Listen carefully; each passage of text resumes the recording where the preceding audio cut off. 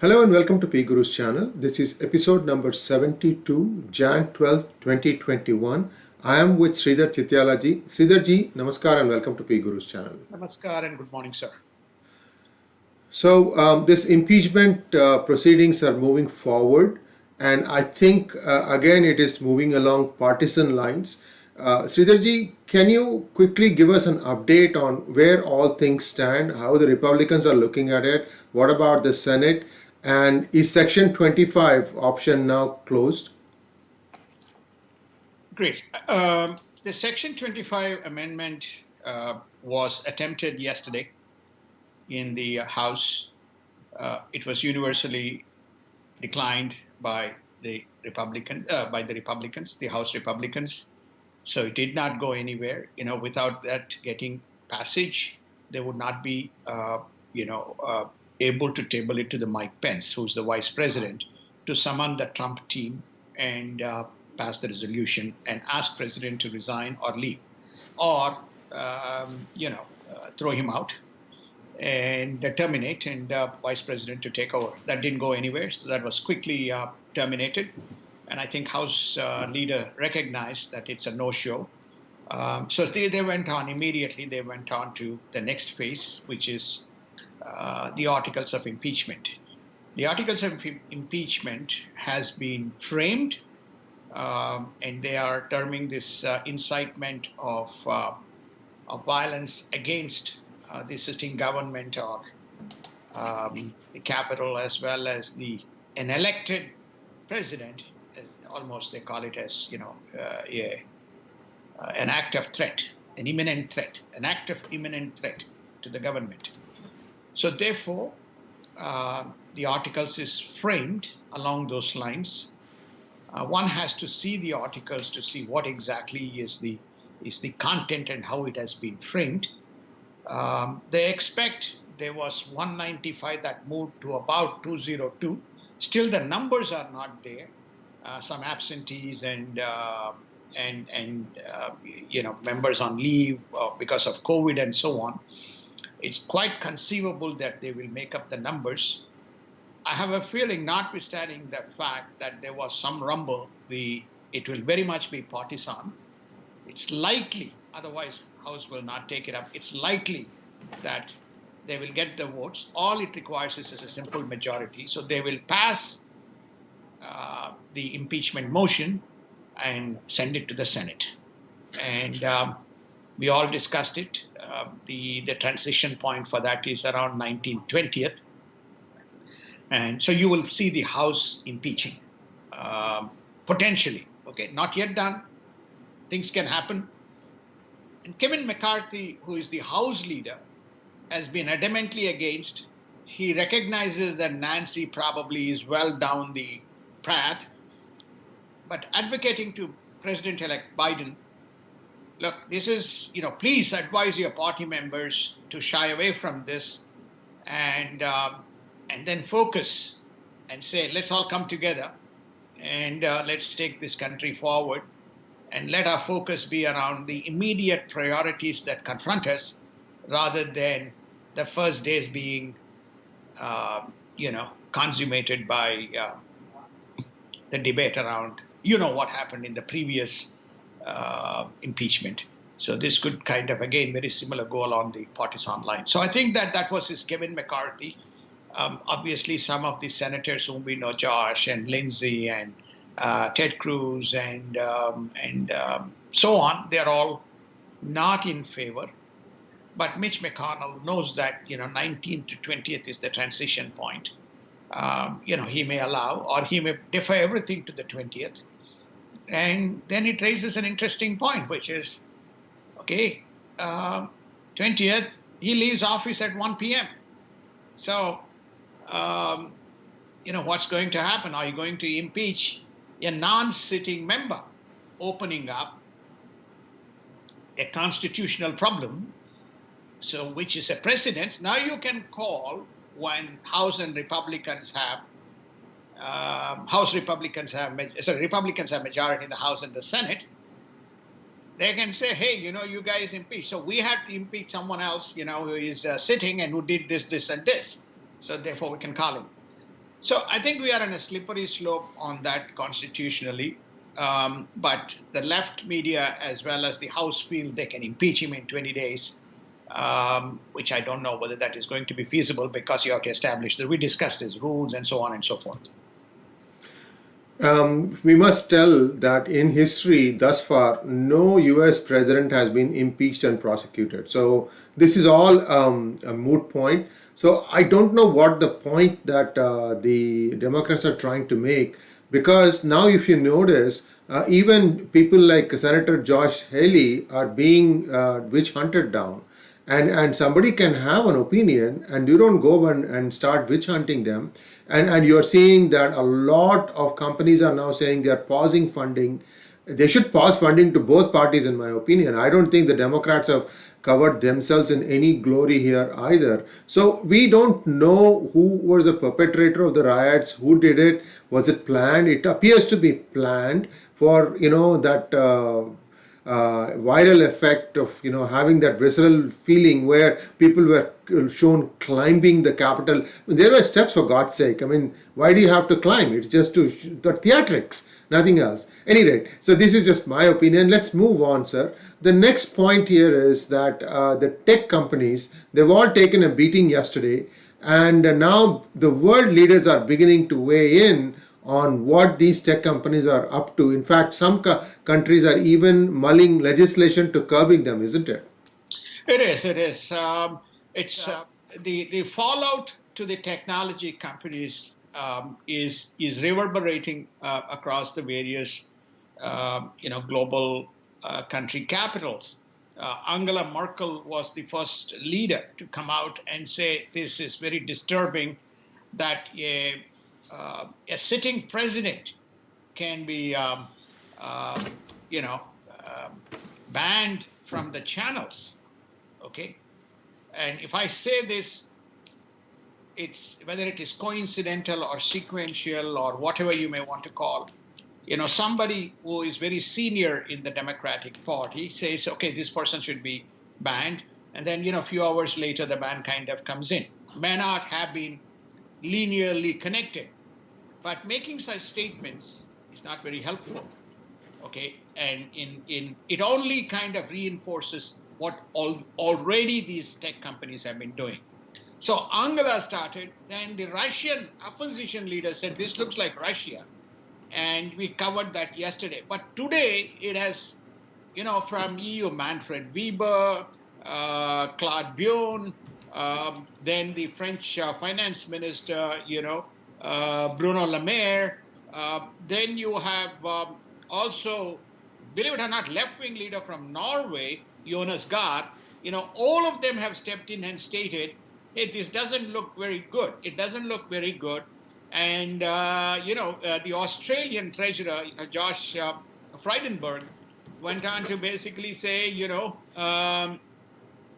what did he say? He said, I'll quote Voltaire, which is to say, I may not like what you say, but I'll fight for the right for you to say it.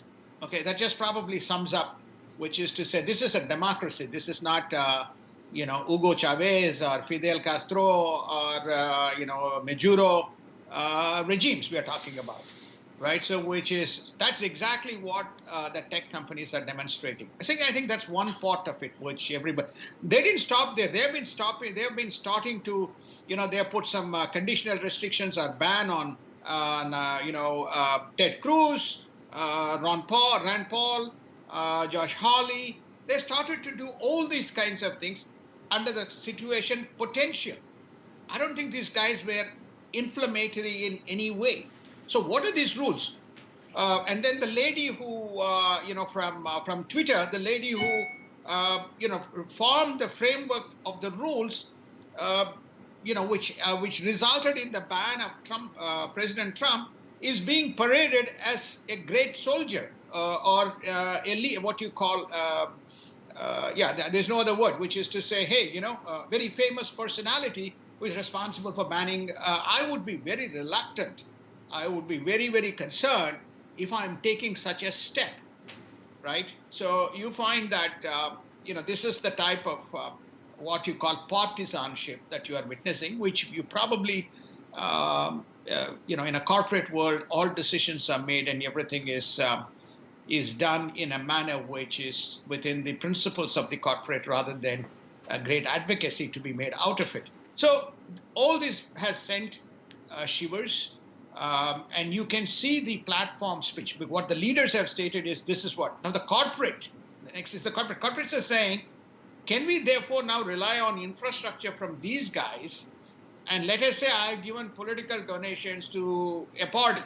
So are they going to cut me off because I gave political donations to one party versus the other party? So could that be the next step that is coming? Because by virtue of the power and by virtue of what I do with them. So we already saw this backlash in the advertising.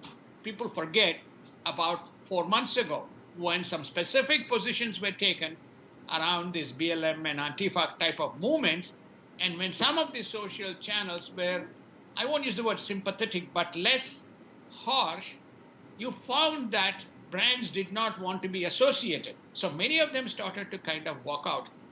So I don't know whether, I think you remember we discussed this, which is to say there's Wall Street, there's Main Street, then there is Tech Street. Wall Street is regulated, Main Street is regulated, Tech Street is the unknown kind of entity that is making its presence felt, framing its own rules and acting according to the rules. And 230 gives them immunity. 230 gives them immunity, right, from any kind of liabilities that arise. So therefore, you frame the rules, you allow them to dictate, then you put conditions by which you can't make them accountable, then you have a problem. So it'll be interesting to see in that context, Parler CEO, the Parler that was brought down, the Parler CEO, he's going to file a litigation against Amazon. What comes out of it really sets the framework as to what is going to happen on the legal side of the business. And to add to that, all the tech companies lost at least 5 to 6%. The salient one being Twitter. Twitter could lose up to 10% of its profits, and the stock is off 6%. And I think there will be a cascading effect in the next few days. I'm wondering if there are going to be shareholder lawsuits, because this is a self-inflicted damage. They could have temporarily banned Trump like the way they do many people. They could have done many other things, but they didn't do that. And now people like Nancy Pelosi is being perceived as being going for the jugular. I don't know if this whole exercise of re-impeaching Trump, what is it trying to gain? Is there some other play that they are trying to thwart? That is the question that keeps coming up. Sir, Gab, which is another platform, is gaining about 10,000 users every hour, I heard. So there is a migration going on, serious migration, and that many of them may not come back, because once the ecosystem gets set up somewhere else, there is no need for them to come back to Twitter or to Facebook. So there is some long-term damage. Facebook has been, the stock has been doing well, but I'm not so sure, I'm not so sanguine about Twitter's prospects. You just take Twitter as as a company. Do you think this is like the high point for them and it's only going to be, downhill from here on? What are your thoughts? Well, the most disrupted amongst these companies, Twitter is not part of FANG, so let's be fairly clear. So most disrupted is Twitter. Okay, the migration is happening to alternate platforms. Suddenly, people have noticed Telegram, which has silently made its move, has between 300 to 400 million users on the platform. Okay, 300 to 400 million users on the platform. And I know that some of the entire Republican and Trump team have been migrating to different platforms, including into Telegram. You can see very rapidly how many members have moved.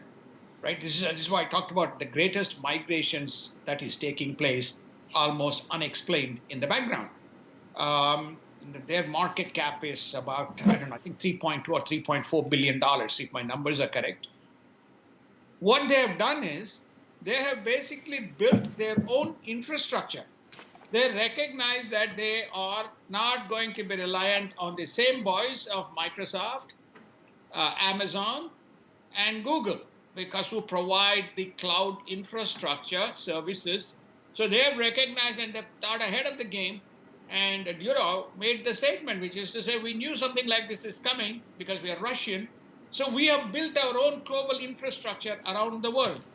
So they have their own cloud infrastructure. So probably setting a precedence that we're not reliant on these boys. Remember, Amazon and Microsoft, one of the big revenue drivers, at least in, let's leave Amazon on the retail side, is their cloud platform, cloud services.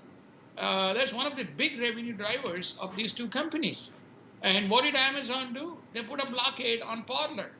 So if I have an allegiance as a small business or somebody, hey, am I next in the game? In terms of, you may scan everything and you see my political patronage, and would you be doing something similar to me? Okay, so this is the question that is kind of coming up. That is the reason why you have the migration. With respect to Twitter, I think Twitter is at the high point. As Twitter's relationship with everybody and anybody has been very contentious, unless you happen to be left. If you're a left wing, then there's no problem. You survive very well. But if you're in the middle or right, and you do anything tangential, you get into problems with Twitter. Okay, and everybody knows that Twitter, at whimsical, blocks people, takes people, blocks people, takes people. This particular issue. Real James or James Woods, who I follow and who follows me on the Twitter, he says that today I wake up and I find 60,000 people have been taken off my followers. Then I wake up next day, 85,000 people have been taken off my followers. What is the basis and how they have taken? No idea. So basically, you sign an opt-in consent to the terms and references of their agreement, which gives them the right, ubiquitous right to act. So take a quick look at global news. Trump administration is going to designate Cuba as a sponsor of terror. What is the background to that, sir? The background to that is basically people are finding that the same principles that was there is continuing. So they have identified three nations: Iran, North Korea, and Cuba. So there's a very significant Cuban population in Miami, and they expected far more opening, after Obama's, compassionate passage for Cuba to be integrated. They seem to be following the same, human rights violations and voices of dissent being suppressed, very similar to China, right? So China, you have the Hong Kong situation. So they've got that one. That's the first one on the global scenario. The second one on the global scenario is that it's a very bold move on Taiwan. They have been arming Taiwan. The second thing is on Taiwan, and they basically said they're going to void the restrictions on all the diplomats. So therefore, there's no restrictions which China had originally and people tried to comply. So therefore, now there is a free movement to talk and have established contacts, diplomatic contacts with everybody in Taiwan. That's another major kind of policy decision that came into effect. Tibet is another one that came into effect, especially in the last kind of 48 to 72 hours. So those are the two major. The other one is the trade, which is a big issue, big item with China.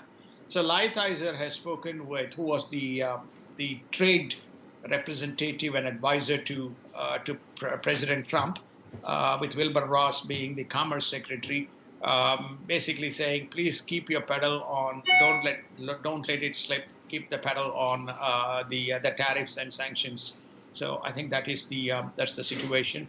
And the two major corporations, Goldman Sachs and BlackRock, who are not compliant with restrictions imposed on Hong Kong, quickly came up and basically said, they will comply with the Trump rules. So these are the things from a U.S.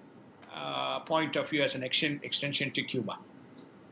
And looks like China is going to allow the WHO inspectors to visit the COVID facilities in Wuhan and so on after all. Uh, yes, this is almost close to the first year of anniversary of the first sighting of or the first official sighting of the COVID virus. Nobody knows, what it is and where it came from. Sorry, nobody knows the cause and the cure. We are still working our way, and the investigation is likely to happen after 1 year.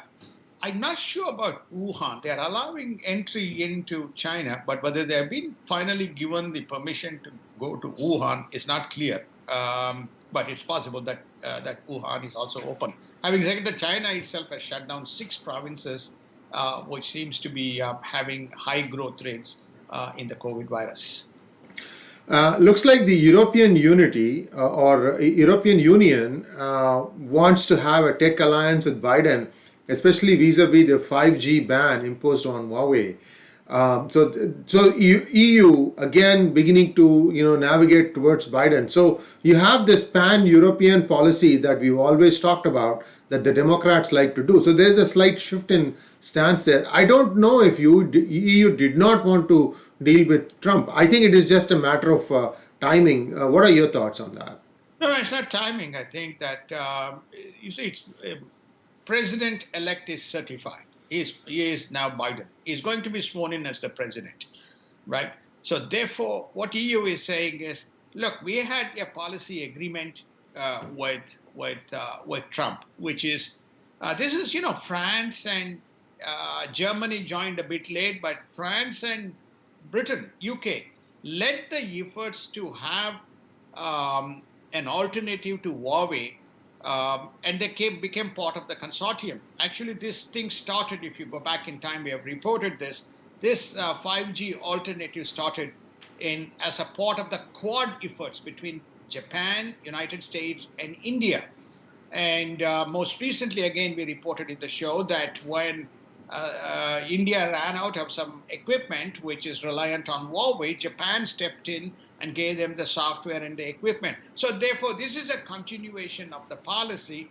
Whether Biden will call it as Quad or Indo-Pacific remains to be seen, whether he keeps Quad. So EU is saying Biden is coming, hey, we want to continue that cooperation towards building, because 5G is very critical for us. So we can't kind of leave that in the lurch and do something of our own. So we want to partner with you.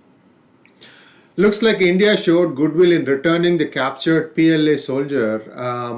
We talked about this, or we touched upon this yesterday, that India needs to find out why that soldier was in Indian territory in the first place. Do we have any inclination that India got the intelligence information from that person before they sent him back? No, sir, I don't think. I think I am sure they would have vetted him, and if it was, they would not be getting information in 24, 48 hours. So probably they quickly got to the resolution, and that there was nothing. There has been, as you know, that there's been regular incursions of the people, not just as a security or spying. The spying cases, the guys who came in and they came right into India, they have been arrested. 2 instances we have reported already, right? Right. So therefore, this probably a guy who is exerting his kind of muscle, or exerting, or lost, or whatever the reasons may be, which is beyond the purview. So the story is that he has been returned. I think that's a goodwill gesture. India is smart enough to know what it needs to do and what it doesn't need to do. So I think that's my kind of observation on that. Coal is the next big driver for India to reach $5 trillion economy. We know that Modi has put his might behind renewable energy, especially solar and wind energy. Where is coal fitting into all these things, in your opinion? Well, I think that one of the if you saw his austerity or stimulus package number 2, and they further what you call as the mines that was under the control of the government, has the last tranche of the mining as part of the reforms is going to be auctioned and privatized, right? So therefore, what they're saying is that look, we have built a pillar called mobile, we have built a pillar called infrastructure, we are building a pillar which is the established, which is services. The pharma and medical is another pillar that is being built. So the question, therefore, is coal is becoming another. Um, why is it? I mean, they can export. There's a demand still for steel around the world, so they can export it. There are actually one of the deals that was done was with to reignite President Trump.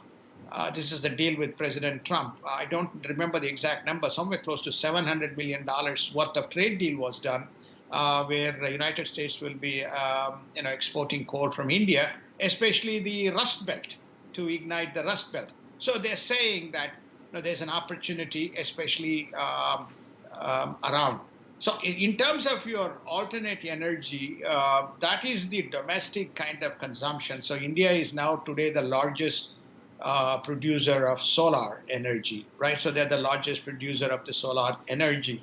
So with so much of abundance in mines and the as a commodity which is needed, well, for example, you saw the Australian coal being stranded because of the political fissures between China and Australia off the coast. So there is a demand for coal around the world, and India is saying we have plenty of mines, and we are giving it to privatize it and harnessing from it, and that could be another pillar. A quick look at the markets, especially about the value of the Bitcoin. Now, yesterday it had a big fall. Do you see this thing continue to fall? It's now at 34,000 and odd per Bitcoin. What do you see? Is it just like the big guys, once they leave, this platform is going to go back to its 3,000 levels?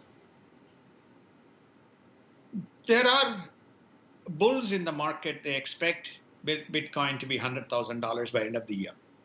Okay, it has become a good currency for you to hedge your bets and make some money.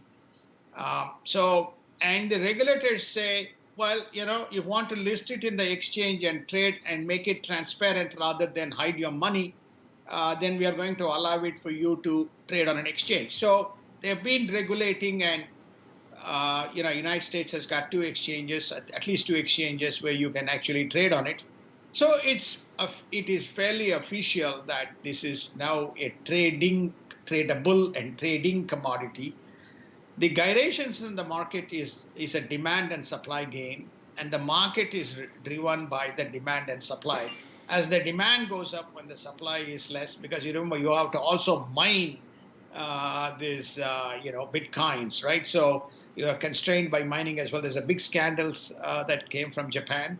So you have to mine. So this is a demand and supply. And if more capital comes in, the prices goes up. So it seems to be an alternate tradable entity, and that's what you're seeing, which is what we discussed again a couple of days ago. The gyrations are driven by liquidity as well as the demand, and of course the big institutional capital coming in. With that, we bring an end to our today's hangout. We'll be back again tomorrow, same time, same place, with Sridhar Tityalaji. Sridharji, namaskar, and see you tomorrow. Namaskar, and have a wonderful day, everybody.